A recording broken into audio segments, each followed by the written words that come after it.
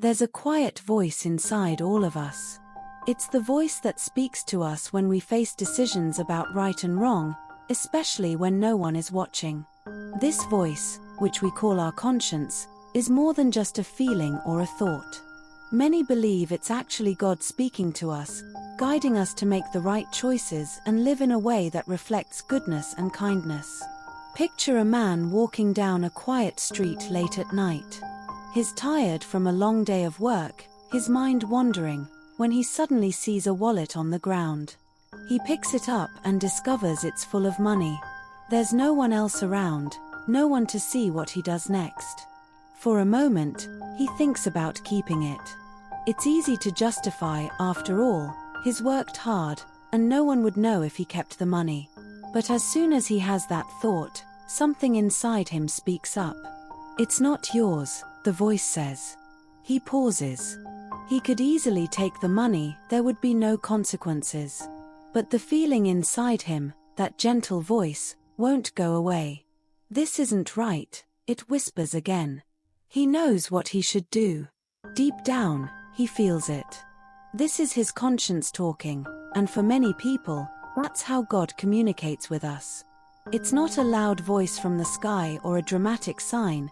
It's that little push we feel inside when we're making moral decisions. The conscience is like an inner compass, helping us find the right path, even when it's hard. It's not just something we learn from society or our parents. After all, why do we feel it pulling us in the right direction, even when no one else is around to see what we do? This is why people believe the conscience comes from God, who has placed in each of us a sense of what is right and wrong. In many religious traditions, this idea of God guiding us through our conscience is common. In Christianity, for instance, it's said that God's laws are written on our hearts. That means we all have a natural understanding of morality that comes from Him. The same is true in other religions, like Islam and Hinduism, where there's a belief that God or a higher power gives each person the ability to know right from wrong deep inside. But why does God speak to us in such a quiet way, through our conscience, instead of giving us clear, unmistakable instructions? It's because God respects our freedom. He doesn't force us to do the right thing. Instead, He gently guides us, giving us the choice to listen to our conscience or ignore it.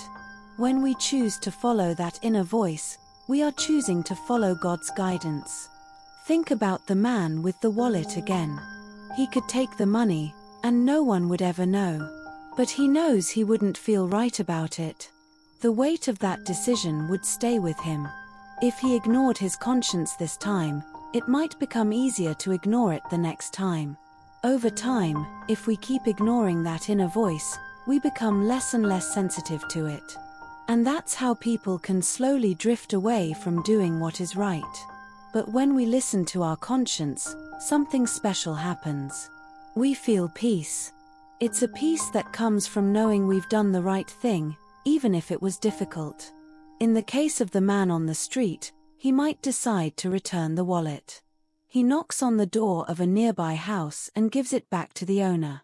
As he walks away, he feels good not just because he made the right choice, but because he listened to that inner voice, that small whisper that urged him to do the right thing. This is how God speaks to us every day, not through loud commands, but through these quiet moments, guiding us toward kindness, honesty, and love. Sometimes, our conscience tells us to be kind when we don't feel like it. Other times, it might urge us to stand up for someone, even though it's hard. It might ask us to forgive when we're angry. These are moments when we're called to follow a higher path, one that God lays out for us through our conscience. Listening to our conscience isn't always easy.